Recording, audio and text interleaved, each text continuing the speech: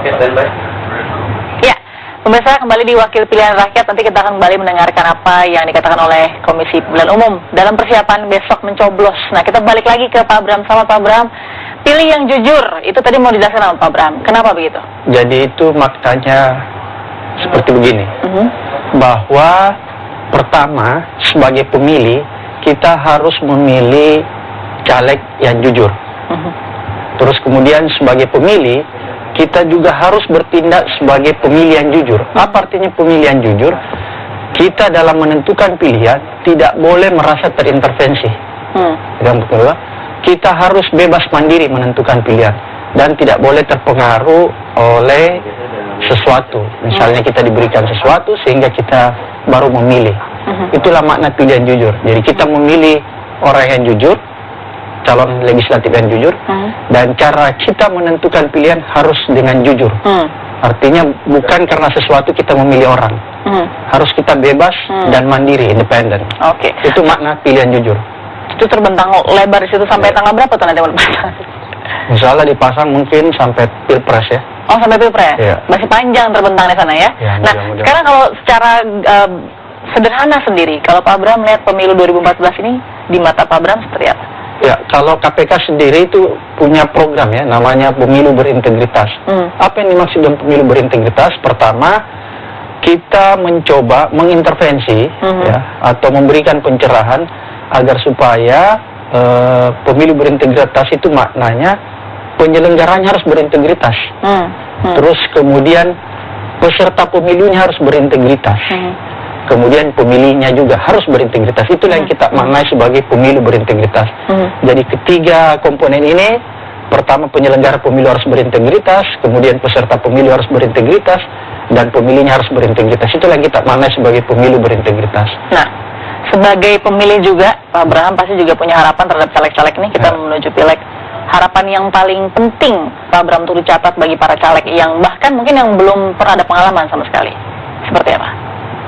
Ya kan, pemilu ini paling tidak pastilah ada para pemilih pemula ya.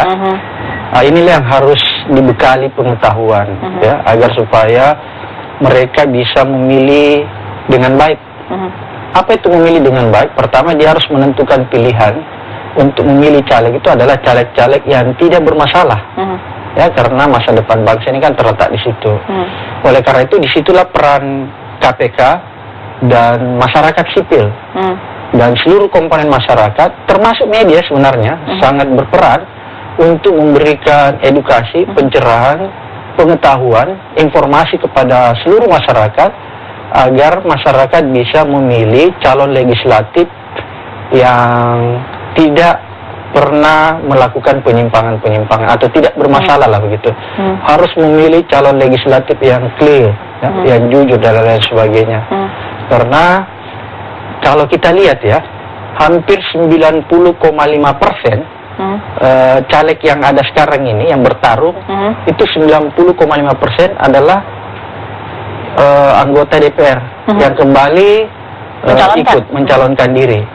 Jadi Anda bisa bayangkan kalau 9,5%, kemudian pertanyaannya, itu kan bisa diidentifikasi sebenarnya.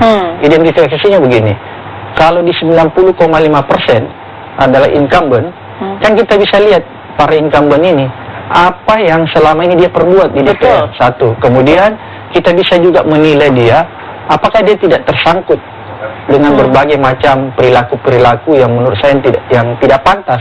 Itulah yang disebut track record. Jadi kita bisa melihat track recordnya di situ. Terus kemudian pertanyaannya, bagaimana dengan caleg yang baru? Bagaimana menilai track record ini? Kan juga problem. Kan kalau incumbent gampang menilainya. Tapi bagaimana dengan baru? Yang baru kita harus lihat rekam jejaknya. Jadi menilai rekam jejak itu bukan 1-2 tahun ke belakang. Benar. Tapi harus dilihat dalam tempo yang rentang panjang. Misalnya bagaimana waktu dia mahasiswa, bagaimana waktu dia sudah kerja gitu di lingkungan kerja, itu panjang kita harus menilainya. Jadi nggak boleh 1-2 tahun yang lalu.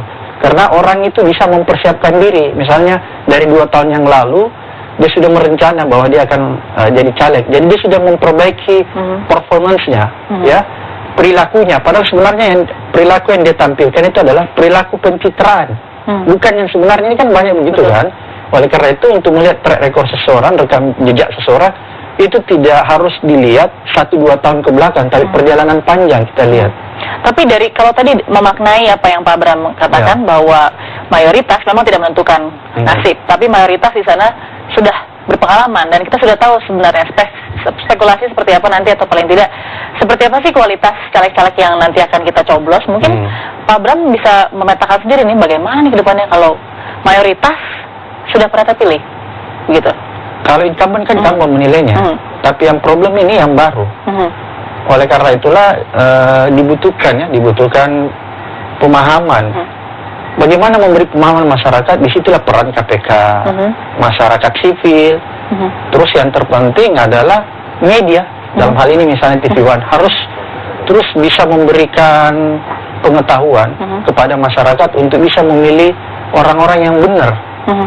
Ya, karena kalau kita tidak memberitahu, menginformasikan kepada masyarakat untuk memilih orang-orang yang benar, ini kan juga jadi taruhan menurut saya. Jadi itu yang penting sih sebenarnya. Nah, KPK sendiri kan Pak Bram sebagai paling tidak ini seperti kompasnya pemberantasan korupsi begitu, dari segala arah gitu. Nah, yang harus dibekali terhadap caleg-caleg yang mungkin tidak mengerti bahwa potensi mereka nih saat masuk ke kursi DPR itu besar sekali untuk terkena apa saja, bahkan saat mereka juga tidak mengerti saya ada di lingkaran itu bagaimana? Sebenarnya begini, ini sudah menyangkut kalau perilaku itu adalah karakter ya, moralitas. Jadi memang ada sistem ya, ada sistem mungkin yang membuat orang bisa tergoda. Satu, kemudian sistem juga ini bisa membuat orang tercemar. Tapi kalau misalnya orang ini mempunyai moralitas, integritas yang cukup kuat, dia bisa menghadapi sistem ini. Itu yang pertama.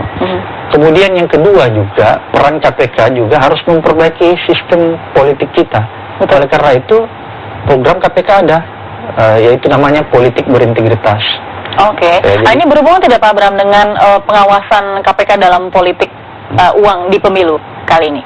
Iya, itu kan ada beberapa himbauan yang kita sampaikan kepada pemerintah. Misalnya kemarin kita menyurati Presiden tentang berhati-hati menggunakan dana optimalisasi. Kemudian yang baru-baru ini lagi kita menghimbau pemerintah untuk tidak menggunakan dana bansos. Ini sebenarnya bagian dari upaya pencegahan yang dilakukan KPK agar supaya menjelang pemilu ini tidak terjadi penyimpangan-penyimpangan, penyalahgunaan kekuasaan, penyalahgunaan kewenangan, memanfaatkan fasilitas-fasilitas yang dimiliki oleh negara untuk kepentingan pada saat masa-masa yang sensitif begitu ya, sensitif. Belum lagi kalau kita bicara historinya ya, setiap pemilu itu kan selalu ada kasus-kasus keuangan, kasus-kasus perbankan yang meledak di negeri ini. Itu juga kita sudah antisipasi kemarin. Adakah yang seperti itu mendekati masa pencoblosan pileg Pak Bram? Tapi nanti Pak Bram, kita tanya lagi, kita jeda dulu sesaat lagi. Tetap bersama kami di Wakil Pilihan Rakyat.